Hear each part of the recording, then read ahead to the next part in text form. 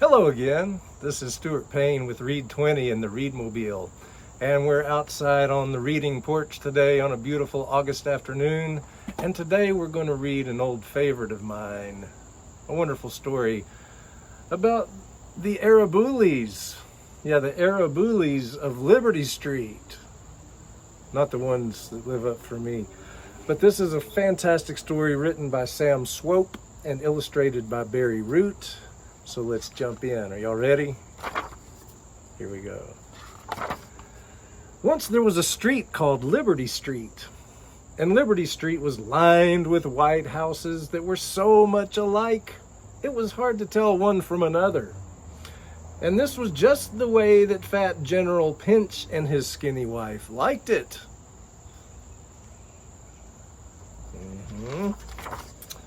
The Pinches spied on their neighbors all day long.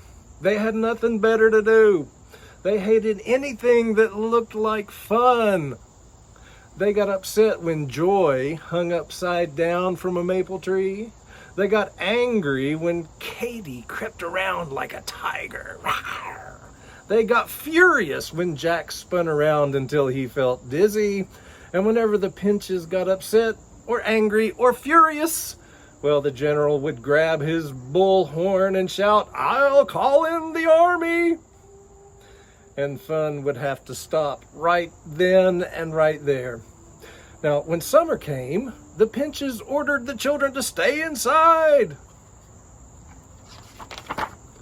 The kids were miserable, and so were their parents. But what could they do? Everyone was terrified of the general and his army.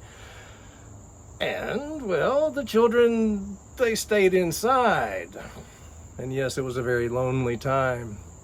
General and Mrs. Pinch smiled nasty smiles and stood proudly at their windows, keeping a sharp lookout for fresh trouble. Tulips growing, robins building nests, that kind of thing. And whenever the Pinches saw anything they didn't like, the general would haul out his bullhorn. "I'll call in the army," he'd holler. Liberty Street was certainly clean and quiet. Well, you had to give the Pinches credit for that. But you never heard any music or laughter there. Or you never saw any toys or any happy children. Yeah, it was a very sad place. And that made the Pinches very glad. And then one day the Araboolies came to Liberty Street. They moved in next door to the Pinches, and they gave the general and his wife a lot to look at. For one thing, there were dozens and dozens of them. Children and moms and dads and aunts and uncles and grandparents and great-grandparents and great-great-grandparents. And for another, the Araboolies had pets. They had anteaters and porcupines, elephants, walruses, and sloths. They even had a wok, a few popalocks, and a wild barumpus. Whatever those are. Mrs. Pinch sucked in both cheeks. "Disgusting!" she hissed. "I'll call in the army," boomed the general. But that didn't bother the Araboolies. They didn't speak English. They didn't know what those Pinches were screaming about. Now, the Araboolies came from an island very far away, where people are born with colorful skin. Strangely enough, however, the Araboolies were never the same color from one day to the next. For example, one day Grandfather Araboolie might be orange, Aunt Araboolie blue, and Baby Araboolie pink. Or Auntie green, and Baby purple. You just never knew. At night, the Araboolies glowed in the dark. "Revolting!" squawked Mrs. Pinch, stomping her feet. "I'll call in the army!" bellowed the general. The first improvement the Araboolies made to their house was to paint it with red and white zigzags.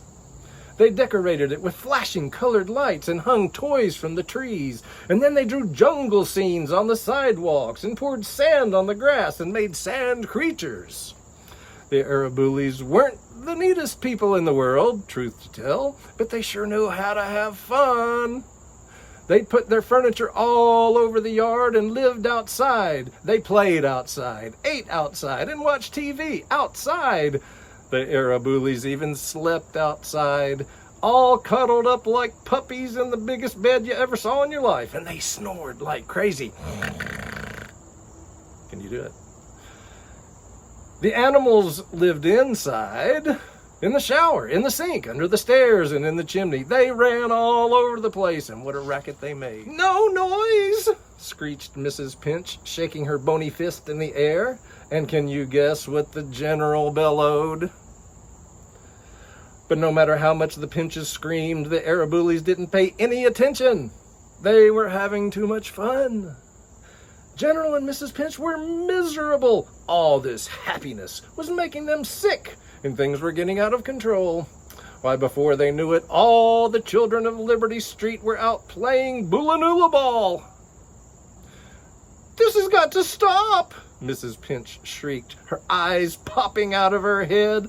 And just then, Joy clobbered the Boolanoola Ball. It went up, up, up until, oh no, it crashed through the Pinch's window and smashed into the general's stomach. Pow! And knocked him flat.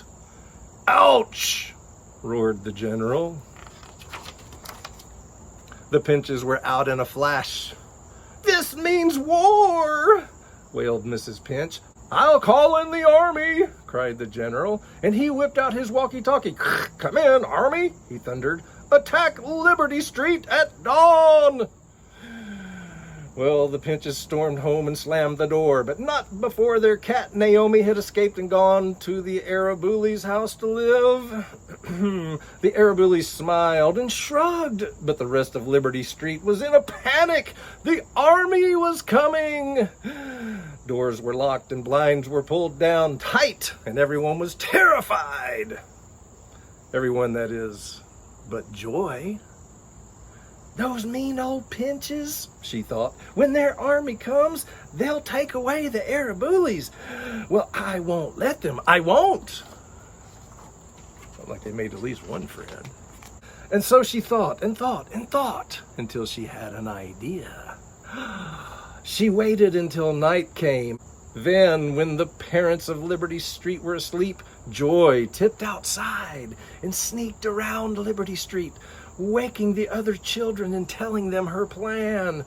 "What a neat idea," they said. Because there wasn't a moment to lose, well, they all got busy right away. But they had to be very quiet so their parents wouldn't wake up.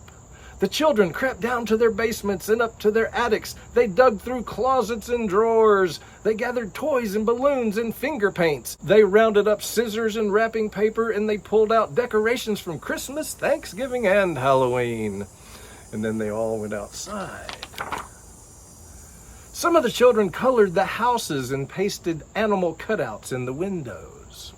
Others decorated the trees and painted the sidewalks. They put toys everywhere and dragged furniture outside. They worked all night long.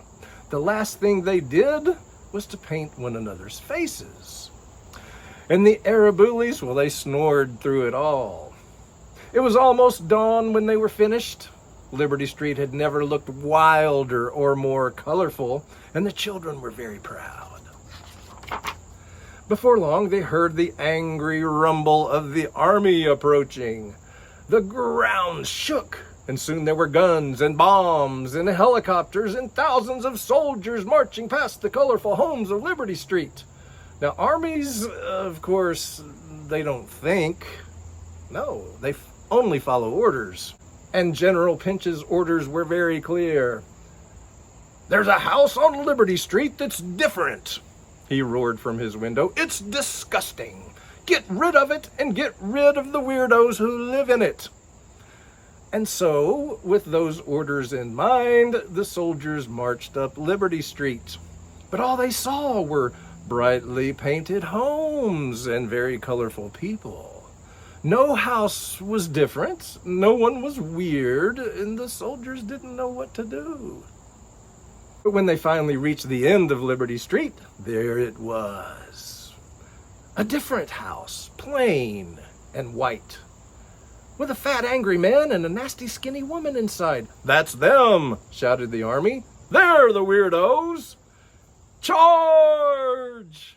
ordered the general. And the army did just that. The soldiers surrounded the house and tied it up with ropes. "Not us, you idiots!" squealed Mrs. Pinch. "I'll call in the army!" cried the general.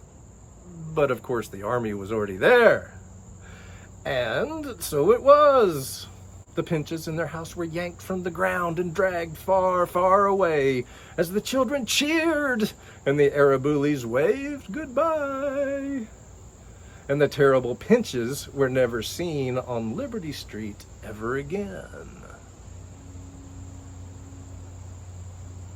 The end.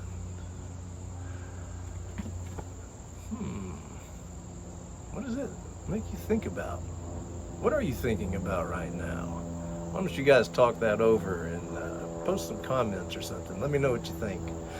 And thanks again for joining us today for a little story time. This has been Stuart Payne with Read 20 and the Readmobile. Adios.